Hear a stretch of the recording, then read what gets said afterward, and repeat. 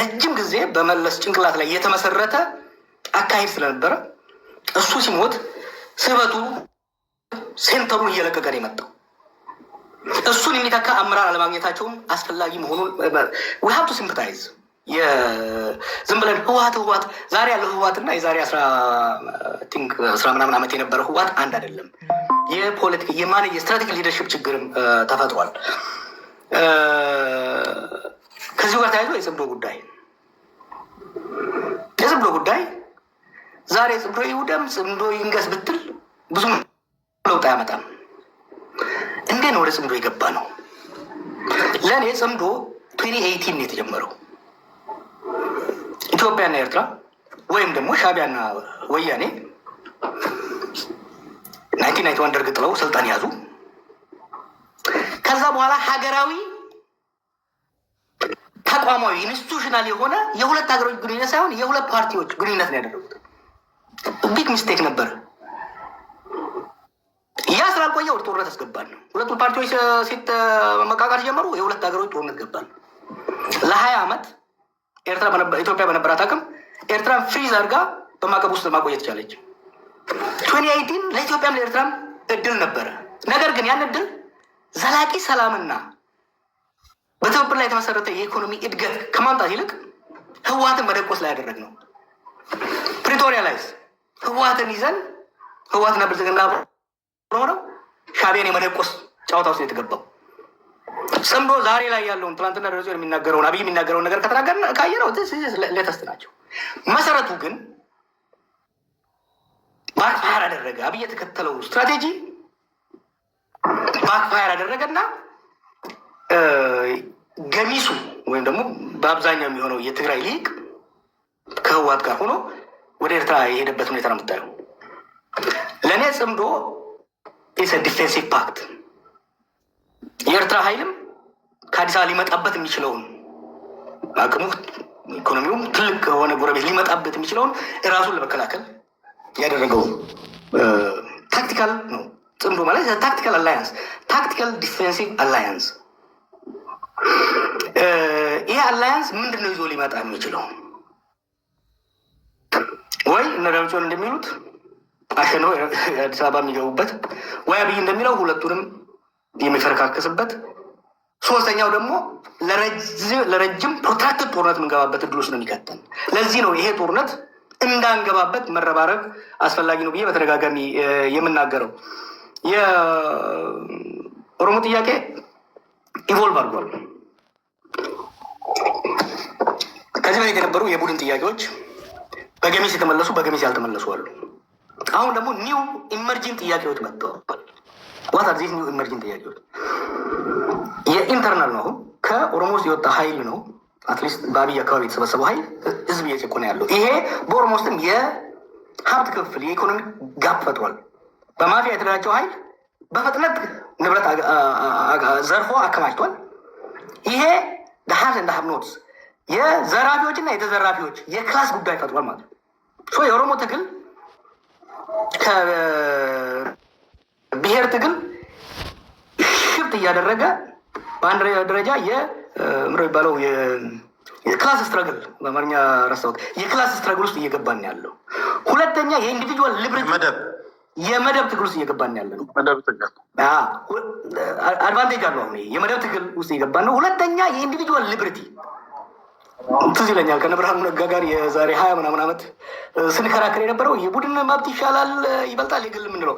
አሁን የኦሮሞ ትግል የቡድን መብትን ሻምፒዮን እያደረገ የሚመጣበት ለምን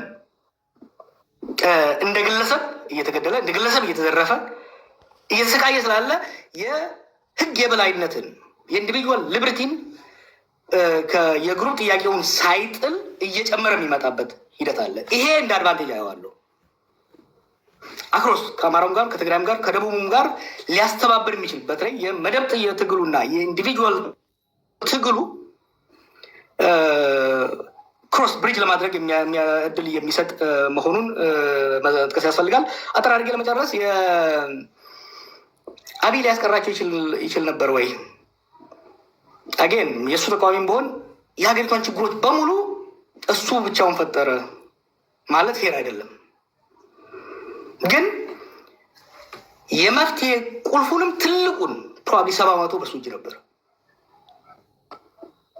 እንደዛው ለችግሩን ኮንትሪቢዩት ያደረገው ትልቁን በርደን ይዞስም ደባክስቶፕ ዙዝሚ አይደለም የሚለው ኦባማ ትልቁን ነገር ማድረግ የቻለው አብይ ሲመጣ ኃይለ ማርያም ይሆናል ብለው ጠብቀው ነበረ። ሌትስ ቢ ፌር እኔ አወዘር ይሄ ነገር ሲፈጠር አትሳሳቱ።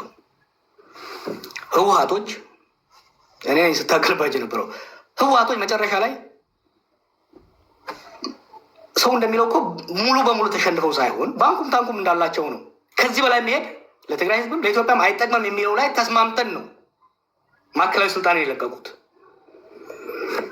አብይም ብቻ ሳይሆን ከኦሮሞ ሊመጣ የሚችልን ኃይል የመረጧቸው ሰዎች ነበሩ እኮ ኃይለማርያም እንዲሆኑላቸው። እነሱ ሪጀክት ስናደርግ ኢት ዋዝ ክሊር የሚመጣው ሰው ኃይለማርያም ሊሆን እንደማይችል አምነው ነው።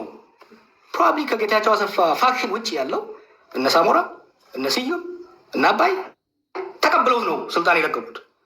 ሰው ኃይለማርያም ይሆናል የሚል እንደዛ እናስቀጥላለን የሚለው ተስፋ በ2017 መጨረሻ አካባቢ ላይ የህወሓት የ45 ቀን ስብሰባ በኋላ ይሄ ግምገማ አልነበረም። እንዲሆንም አልተፈለገም። ከኦሮሞም ከአማራም ከደቡብም እሱ ፓፔት እንዲሆን ይፈልግ አልነበረም። ከትግራይም ይልቅ ይፈልገ ይል አልነበረም። ወደ ጦርነት ያስገባው አብይን ፓፔት የማድረግ ጉዳይ ሳይሆን የኢንሴኪሪቲ ጉዳይ ሪአሹራንስ ያስፈልገው ነበረ። በስልጣን ላይ ለረጅም ጊዜ የነበረ ኃይል ስልጣን ሲለቅ በግለሰብ በቀል እንዳይመጣበት፣ እንደ ማህበረሰብም ችግር እንዳይመጣበት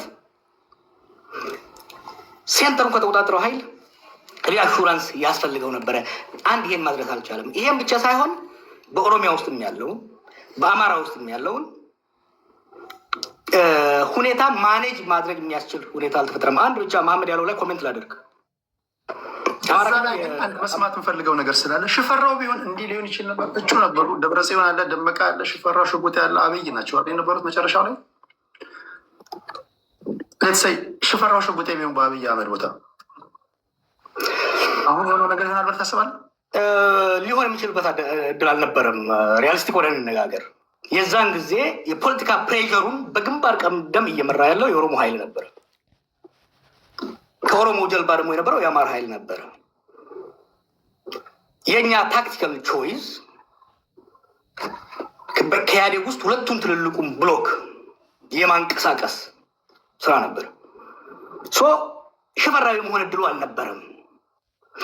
ነገር ግን ሽፈራ በሁለቱ ብሎክ ቢደገፍ ኖሮ የተሻለ ሊሰራ የሚችልበት እድል ነበረ። ግን ሽፈራዊ መሆን እድል ሃይፖቴቲካል ነው አንተ የጠየቀኝ። ግን ያ ሃይፖቴቲካል የመሆን እድሉ በጣም ጠባብ ነበረ። ሽፈራውን ህወሓት ቢያስቀምጠው